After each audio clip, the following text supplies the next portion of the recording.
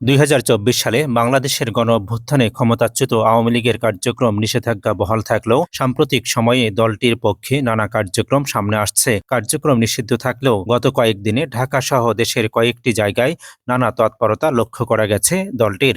সেখানে কার্যক্রম নিষিদ্ধ থাকা দলটির নেতাকর্মীদের মিছিলসহ নানা কর্মসূচি পালনের পাশাপাশি সর্বশেষ শুক্রবার দলটির কিছু নেতাকর্মীদের একটি শপথ গ্রহণ অনুষ্ঠানও দেখা যায়। লক্ষ্মীপুর জেলার কমলনগরের একটি ইউনিয়ন আওয়ামী লীগের নেতাকর্মীদের এই কর্মসূচি পালনের বিষয়টি সামাজিক যোগাযোগ মাধ্যমে বেশ ছড়িয়ে পড়ে এবং আলোচনার জন্ম দিয়েছে। যেখানে জুলাই গণঅভ্যুত্থানে ক্ষমতাচ্যুত প্রধানমন্ত্রী শেখ হাসিনাকে দেশে ফিরিয়ে আনতে শপথ নিতে দেখা গেছে দলটির তৃণমূল নেতাকর্মীদের। কার্যক্রম নিষিদ্ধ থাকা আওয়ামী লীগের যুগ্ম সাধারণ সম্পাদক আফম বাহাউদ্দিন নাসিম বিবিসি বাংলাকে বলেছেন, অন্তর্বর্তীকালীন সরকার ও বিএনপি সরকার আওয়ামী লীগের কার্যক্রম নিষেধাজ্ঞা বহাল রাখলেও দলীয় নেতাকর্মীরা নানা কর্মসূচি চালিয়ে যাচ্ছে। এদিকে আওয়ামী লীগের রাজনৈতিক কার্যক্রমের উপর নিষেধাজ্ঞা প্রত্যাহারের দাবি জানিয়ে গত সপ্তাহে জাতিসংঘের মানবাধিকার হাই কমিশনার ও সরকারের কাছে চিঠি পাঠিয়েছেন কক্সবাজারের প্রায় 200 আইনজীবী। তারা সেখানে দ্রুতই দলটির নিষেধাজ্ঞা প্রত্যাহারেরও দাবি জানিয়েছেন। অন্তর্বর্তীকালীন সরকারের সময় আওয়ামী লীগের কার্যক্রমে নিষেধাজ্ঞা জারি করা হয়েছিল। দলটি অংশ নিতে পারেনি ত্রয়োদশ জাতীয় সংসদ নির্বাচনেও। গত 11 ফেব্রুয়ারি নির্বাচনে বিএনপির জয় নিশ্চিত হওয়ার পরদিন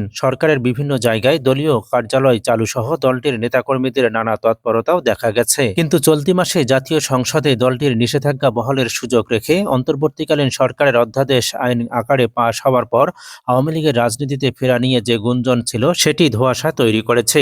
রাজনৈতিক বিশ্লেষকরা বলছেন, পুরনো রাজনৈতিক দল হিসেবে আওয়ামী লীগের নেতাকর্মীদের রাজনীতিতে ফেরার প্রচেষ্টা চালানোর বিষয়টি অস্বাভাবিক নয়।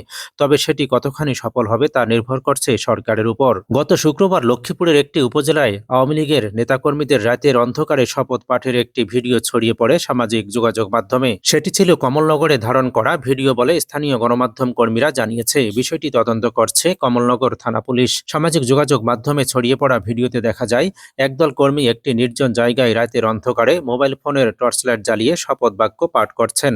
ওই শপথের সময় তারা নিজেদেরকে কালকিনি ইউনিয়নের কার্যক্রম নিষিদ্ধ থাকা বাংলাদেশ আওয়ামী লীগ ও যুবলীগের বলে পরিচয় দিতেও দেখা যায়। তাদেরকে বলতে শোনা যায় শেখ হাসিনার দেশে প্রত্যাবর্তনের জন্য আন্দোলন সংগ্রাম চালিয়ে যাবেন তারা। এছাড়াও দেশের সেবায় নিজেদেরকে নিয়োজিত করার ঘোষণাও দিয়েছেন তারা। ছড়িয়ে পড়া ওই ভিডিওতে দেখা যায় শপথ বাক্য পাঠ শেষে জয় বাংলা, জয় বঙ্গবন্ধু সহ বিভিন্ন স্লোগান দিতে দেখা যাচ্ছে তাদেরকে।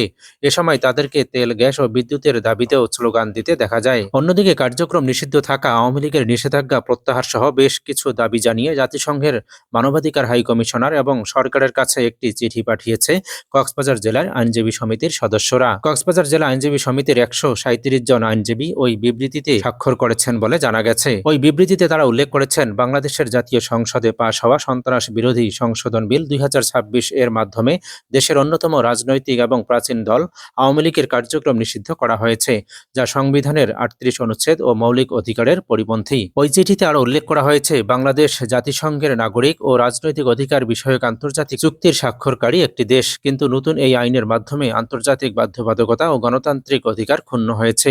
এতে বলা যায়, আইনের যথাযথ ও সাংবিধানিক ধারাবাহিকতায় বিশ্বাসী নাগরিক হিসেবে তারা মনে করেন আওয়ামী লীগের কার্যক্রম নিষেধাজ্ঞার বিষয়টি বাংলাদেশের বিচারিক ও গণতন্ত্রের কাঠামোর উপর চরম আঘাত।